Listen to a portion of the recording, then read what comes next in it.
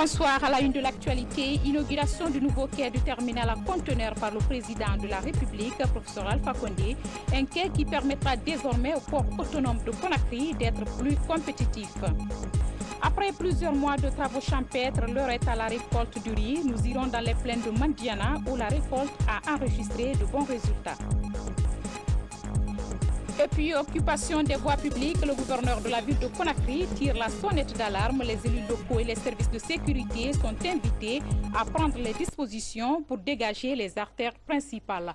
Voilà pour les titres. Encore une fois, bienvenue à tous. Le président de la République, professeur Alpha Condé, a inauguré ce matin le nouveau quai du terminal à conteneurs. Construit selon les normes internationales de sécurité, ce nouveau quai permettra désormais au port autonome de Conakry d'être plus compétitif et d'accueillir les grands navires. Les travaux ont été financés par le groupe Bolloré. Sanassi Keïta, bureau de presse de la présidence de la République. Avec une longueur de 340 mètres, le nouveau quai de Conakry a une profondeur de 13 mètres. Il vient s'ajouter aux 260 mètres existants pour former un linéaire de quai de 600 mètres. Il peut accueillir simultanément 2 navires de grande capacité. Cette infrastructure portuaire réalisée par l'entreprise chinoise tchèque et dont le financement a été assuré par le groupe Bolloré rentre dans le cadre de l'extension du port autonome de Conakry. Ce lundi 17 novembre 2014, le président de la République arrive au port autonome de Conakry pour procéder à l'inauguration de ce nouveau quai aux standards internationaux dont les travaux avaient débuté depuis le 11 juillet 2011. Il vient ainsi donner un nouveau visage et de nouvelles opportunités d'affaires au port autonome de Conakry.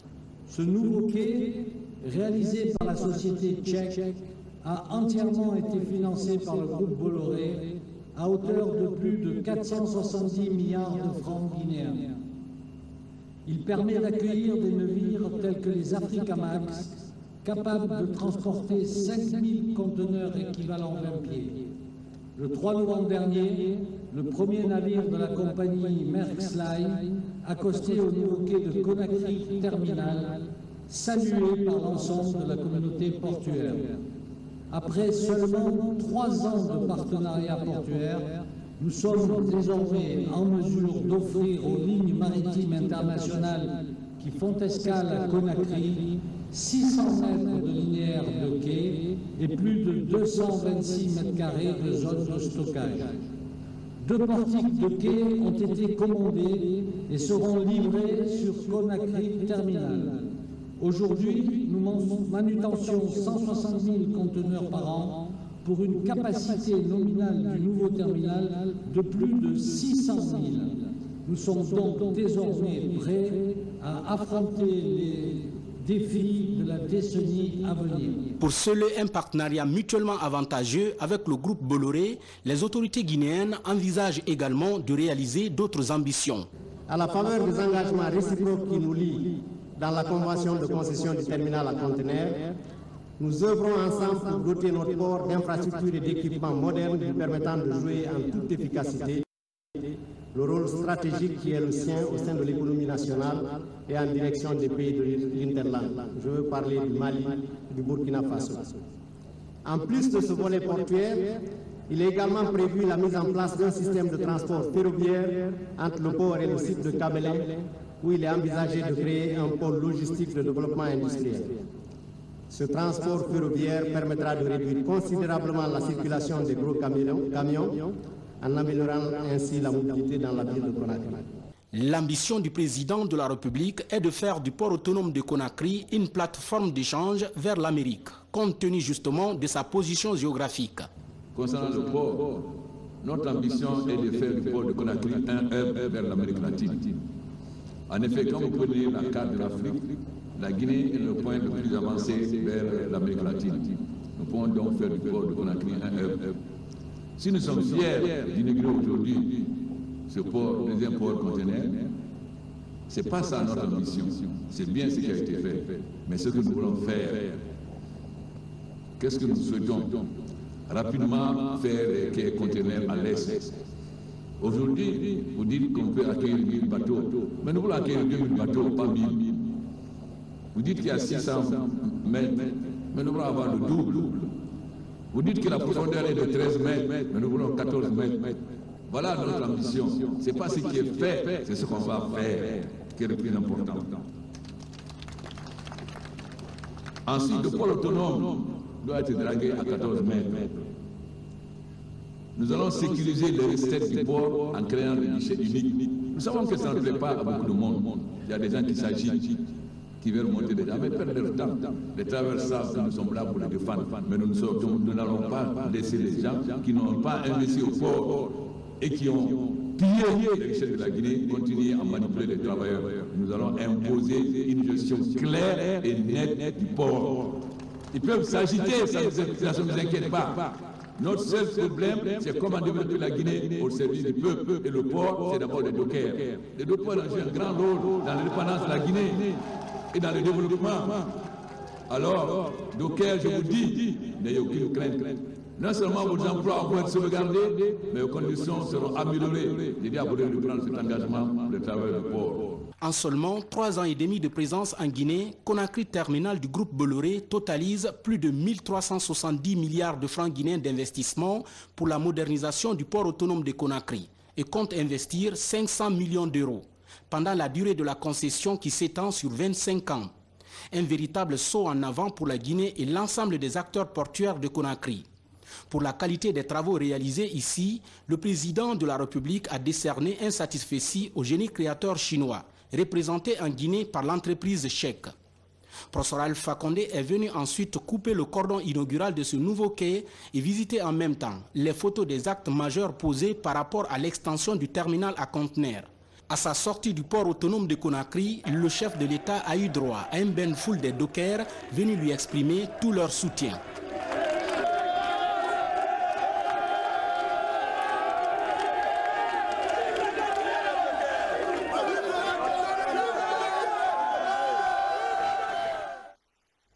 C'était donc la cérémonie d'inauguration du nouveau quai du terminal à conteneurs.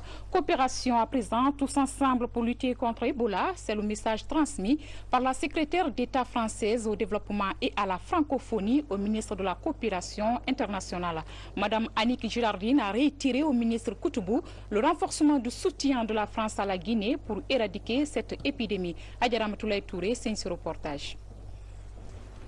C'est une journée de travail très chargée que le ministre de la Coopération a eue avec la délégation de l'Union européenne pour la lutte contre la fièvre hémorragique à virus Ebola. Le ministre a d'entrée de jeu parlé de cette fièvre depuis son apparition en Guinée. Il a surtout insisté sur le témoignage et la solidarité de la France à l'endroit du peuple de Guinée dans l'éradication de cette maladie. Au moment où l'épidémie était à son paroxysme, la France et le Royaume de Belgique ont maintenu, en dépit de campagnes de désinformation, la desserte de Conakry, évitant ainsi tout isolement de la Guinée. Grâce à l'appui de la communauté internationale, aujourd'hui l'espoir est permis. Cet espoir est permis à travers les résultats qui sont aujourd'hui enregistrés dans nos centres de traitement mis en place à cet effet. Je voulais une sollicitation de la part de la communauté internationale. C'est l'appui de notre système de santé qui aujourd'hui est extrêmement très affaibli. Tous ensemble contre Ebola, pour la secrétaire d'État au développement et à la francophonie, c'est un slogan qui incite à lutter contre ce fléau. Que François Hollande, président de la République, a annoncé, c'est bien sûr l'ouverture du centre hier, mais l'ouverture de 2 nouveaux centres dans les semaines à venir. Les choix sont faits en concertation avec le coordinateur guinéen Ebola et l'ensemble de nos partenaires. Mais il faut également passer à la phase ouverture de centres de formation. Donc un centre de formation sera ouvert ici en Guinée, un deuxième centre en France, de manière à ce qu'on forme à la fois les volontaires nationaux, mais aussi les volontaires internationaux qui veulent venir en Guinée. La secrétaire d'État au développement a ensuite inauguré un centre de traitement contre Ebola à Massanta, un centre qui va être géré par la Croix-Rouge.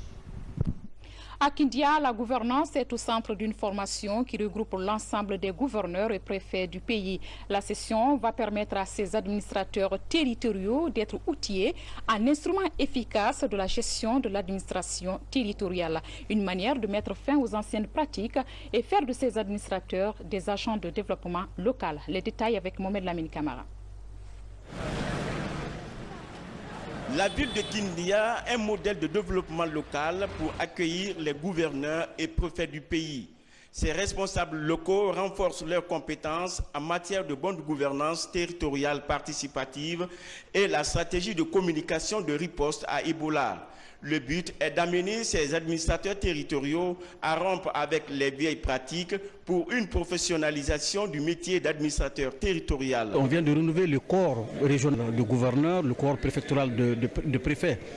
Et s'il y a eu des anciens qui sont restés à leur poste, mais aussi il y a des nouveaux qui sont arrivés, qui ne sont pas du domaine de compétences. Donc il faut les mettre au même diapason, à la même aune, n'est-ce pas, que ces premiers administrateurs territoriaux et surtout dans la dynamique de l'évolution de la vision à l'action en termes d'administration territoriale. C'est une démarche qui se veut dynamique, où le gouvernement veut insuffler soit une dynamique de changement de développement durable dans le cadre des objectifs du millénaire pour le développement. Avec la nouvelle vision de réforme du processus de décentralisation et de déconcentration, le chef du département fait de la formation des cadres une priorité. Une politique qui vise à faire de ces représentants de l'administration publique des acteurs de développement au service des populations à la base. L'objectif visé est d'abord ce qu'on attend d'eux, c'est-à-dire la transformation de l'administration de commandement en une administration de développement, mais aussi et surtout la technicité qu'il faut. Vous savez, l'administration territoriale, ce n'est pas une administration comme les autres. Et comme on aime le dire, l'administration territoriale, c'est le substratum de l'administration. C'est-à-dire, c'est la base, c'est le socle de l'État. Et il faut bien savoir c'est quoi l'État et qu'est-ce qu'un administrateur territorial doit faire. C'est pour cette raison que nous insistons sur cette formation. 9 modules vont être dispensés pendant 3 jours de formation. Parmi ces thématiques, la déontologie de l'autorité administrative, la stratégie de communication des ripostes à Ebola et la gestion des conflits. À l'occasion, le ministre Alassane Condé a procédé à la remise officielle des tenues de commandement aux 305 sous-préfets du pays, ce qui pourrait favoriser davantage la restauration de l'autorité de l'État dans les circonscriptions territoriales. Avant de poursuivre ce journal, voici un communiqué de la présidence de la République.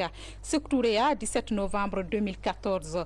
La présidence de la République a la profonde douleur d'annoncer au peuple de Guinée le décès de M. Mohamed François Falcon, directeur exécutif de l'Agence nationale de lutte contre la corruption et de promotion de la bonne gouvernance. Décès survenu le dimanche 16 novembre à Conakry des suites d'une courte maladie. Né le 10 février 1966 à Kindia, Mohamed François Falcon était marié, père d'un garçon.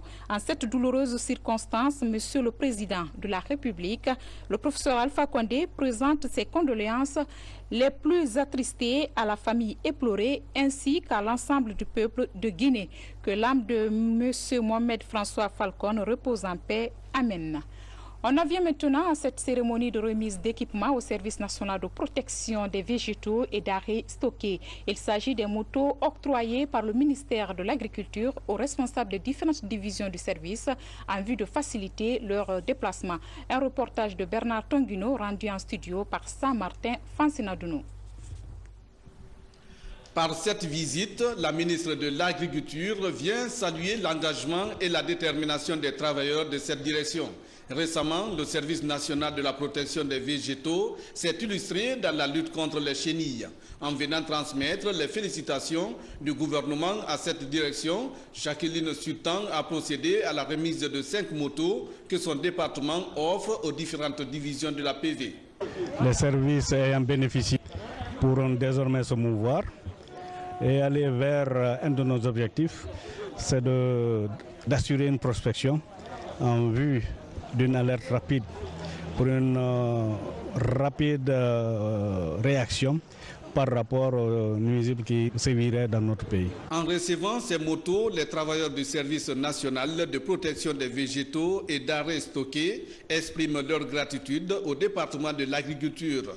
Toutefois, ils sollicitent davantage d'appui pour le travail de terrain. Nous remercions Madame la ministre qui a bien voulu mettre ce paquet-là dans son budget de cette année. C'est elle qui nous a promis, elle a réalisé. Non seulement la direction a eu les motos, mais à l'intérieur aussi, nos services concentrés ont eu les mêmes motos. Autre préoccupation évoquée au cours de cette cérémonie, c'est l'état exigu de ces bâtiments qui abritent ces services de protection des végétaux. La ministre promet donc d'étudier le dossier afin d'améliorer les conditions de travail des cadres de ces services.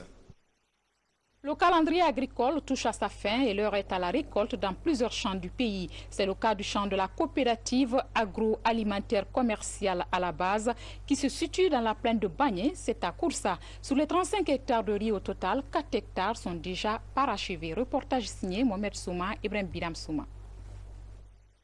Des enseignants du public et du privé s'invitent dans la culture du riz, alors que certains sont moins actifs pendant les grandes vacances. Et pourtant, ils représentent les 1/10 de la population guinéenne, selon les statistiques. Notre vocation est de faire de l'éducation, en plus de la formation, un véritable outil de développement pour ce pays.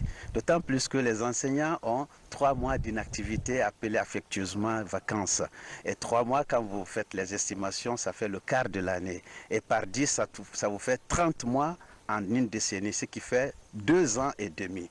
2 ans et demi sans rien faire, vous imaginez ce que cela peut coûter à un pays, à une nation. L'association de la génération consciente AGC a aménagé 5 hectares de riz. Le financement est fait sur fonds propres à hauteur de plus de 10 millions de francs guinéens. 4 hectares de riz sont déjà en maturité et attendent d'être récoltés. Pour réussir l'agriculture aujourd'hui, ce n'est pas la daba, encore moins les tracteurs. Une telle plaine, je vous en prie, on a besoin de l'agriculture mécanisée. La verda, tout ce qui s'ensuit, et pourquoi pas les intrants agricoles. La riziculture est une activité prépondérante à Serifula, avec des sols propices à tout type de culture. L'agriculture est très importante. Je ne peux pas travailler sans les machines moissonneuses, batteuses et étiveuses. On demande au président de la République de nous aider à les avoir. La variété Bagné est celle développée par ce groupe d'enseignants. Sa culture s'étend sur 4 mois, histoire de promouvoir l'autosuffisance alimentaire dans le pays. Autre localité, même opération. À Mandiana, la récolte se déroule aussi dans les plaines de Madifine-Diakité, un opérateur passionné de la terre. Cette année, il a pu valoriser 100 hectares et la bonne récolte l'encourage à augmenter la production la saison prochaine. Une production qui s'est nettement améliorée grâce à l'appui du gouvernement. Abdoulaye Diallo revient des champs de Mandiana. Suivez son compte rendu. Il est 7 heures. Chaque jour, c'est l'heure à laquelle Madifine Diakité se rend dans son champ. C'est la période des récoltes. Cette année, en plus des terres de Suntudiana, ce passionné de la terre a réalisé sur fonds propres près de 100 hectares de riz couvrant aussi les plaines de l'Oïla-Koro dans la préfecture de Mandiana. C'est mon métier. Je ne fais pas d'autre travail, c'est pas l'agriculture depuis que je suis né. Tout cela pour l'aide de l'État et non seulement avec l'appui du gouvernement qui nous appuie en entrant. Il faut que nous aussi, on va l'accompagner. J'appelle tous les Guinéens et merci à la terre. La terre ne traite jamais. Mais dans d'autres pays comme la Côte d'Ivoire au Mali, le grand Richard est cultive. Première activité du monde rural, l'agriculture reste un moyen pour garantir la sécurité alimentaire. C'est d'ailleurs l'idée qui inspire Madifine Diakité. Aujourd'hui, plusieurs personnes gagnent leur vie aux côtés de ce paysan leader. C'est le cas de ce jeune diplômé en médecine vétérinaire. Si les jeunes n'acceptent pas de se convertir dans l'agriculture, c'est pour vous dire que jusqu'à présent, la daba ne sera pas prise. Les vieux ont fait leur temps. Même dans l'Antiquité, on disait toujours les vieux à l'ombre, la jeunesse à la daba. Et véritable insertion des jeunes dans l'agriculture, je vous ai dit que c'est avec la volonté de M. Madifine Diakité. Mais tellement que j'ai aimé l'agriculture, je suis venu auprès de lui. C'est lui qui m'a inséré en me prenant comme le conseiller de gestion par rapport aux exploitations. Qualifié de grenier de la Haute-Guinée, la préfecture de Mandiana possède plus de 35 000 hectares de terres cultivables. Mais le manque de moyens matériels constitue un handicap majeur pour leur exploitation. Si nous avons des tracteurs, au moins 5 plus ce qu'on a, 10, nous allons exploiter et même, comme vous voyez. Ce qu'il fait, il ne le fait pas pour lui seul. Si c'est pour la nourriture de sa famille, ce n'est pas tout ça là. il pourrait nourrir sa famille autrement. Mais tout ça là, ça c'est pour aider la nation et se mettre sur la ligne du professeur Alpha Condé. Outre la riziculture, l'homme s'intéresse aussi à la culture maraîchère, comme ici dans ce jardin de 5 hectares situé à proximité du fleuve Sankarani, un des plus grands de la préfecture. On y trouve plusieurs variétés. L'un des défis que se fixe Madifine, c'est la réalisation de cet étang piscicole d'une capacité de 20 000 alevins. À Conakry, c'est une série de formations qui est enclenchée au ministère des Postes et Télécommunications et des Nouvelles Technologies de l'Information. Destinée aux agents du département, la formation est axée sur le réseau Linux et la fibre optique. À terme, ces agents devraient être opérationnels sur le terrain pour l'exploitation et la maintenance des équipements. Makale Souma, explication. Le monde évolue et les nouvelles technologies de l'information et de la communication encore plus. Avec l'atterrissement du câble sous-marin ACE en Guinée, la connectivité s'est vue améliorer à travers l'accès à la bande passante internationale, suivi de la baisse des coûts. Ces succès, entre autres obtenus à travers le projet Warsip Guinée, ont amené les autorités des télécoms à se fixer d'autres objectifs afin d'être réellement au diapason des nouvelles technologies de l'information et de la communication très fluide. Il faut ce qu'on appelle la mise à niveau. Il faut que les cadres désormais s'habituent aux nouvelles technologies de l'information dans sa terminologie. On vous a parlé du cadre sous-marin, la fibre optique. Avant, on n'entendait pas parler de ça en Guinée. Et nous avons fait atterrir le premier câble en Guinée. Très bientôt, nous allons le déployer à l'intérieur du pays sur 4000 km dans un mois. Nous allons procéder à la pose de la première pierre. Et parallèlement à ça, nous sommes en train de développer le projet métropolitain d'en Conakry sur 100 km et ses environs pour permettre à l'administration, aux institutions, aux ambassades, n'est-ce pas, de se connecter à cette fibre. Ils sont une trentaine, partagés en 2 groupes, devant être formés séparément en 2 semaines sur le réseau Linux et sur la fibre optique. Ceci afin d'être à même d'assurer l'entretien et la maintenance des équipements sur le terrain pour une meilleure durabilité du réseau. Bon, à la fin de cette formation, donc, ils seront capables de mettre en place des services réseau, par exemple des serveurs web qui permettent d'héberger par exemple des sites web, des services de partage des fichiers en réseau entre les utilisateurs, etc. Donc c'est un ensemble de services qui vont apprendre à mettre en place durant cette formation. Une fois finies, ces formations devraient permettre également à ces agents d'effectuer la mise en réseau des universités Gamal Abdel Nasser de Conakry et Symphonia pour un premier départ avant l'obtention du financement du second câble sous-marin au projet Warsip 2 auprès des partenaires tels que la Banque mondiale. Éradication de la fièvre à virus Ebola, la fondation Cheikh Lamine Chérif Aïdara poursuit ses conférences islamiques sur les dangers de cette fièvre. De son côté, la radio Guinée Sud de France a octroyé une enveloppe financière à la coordination nationale de lutte contre Ebola. Nabi Zakaria Bangora. Après les marchés de Avaria et Matoto, les membres de la fondation Cheikh Mohamed Lamine Chérif Aïdara se sont donné rendez-vous au marché de Taouya pour informer et sensibiliser les fidèles musulmans sur l'existence et les dangers de la fièvre hémorragique à virus Ebola dans notre pays. Le conférencier a donné d'amples informations aux fidèles musulmans sur l'origine et l'évolution du virus Ebola, mais aussi ses modes de manifestation sur l'être humain.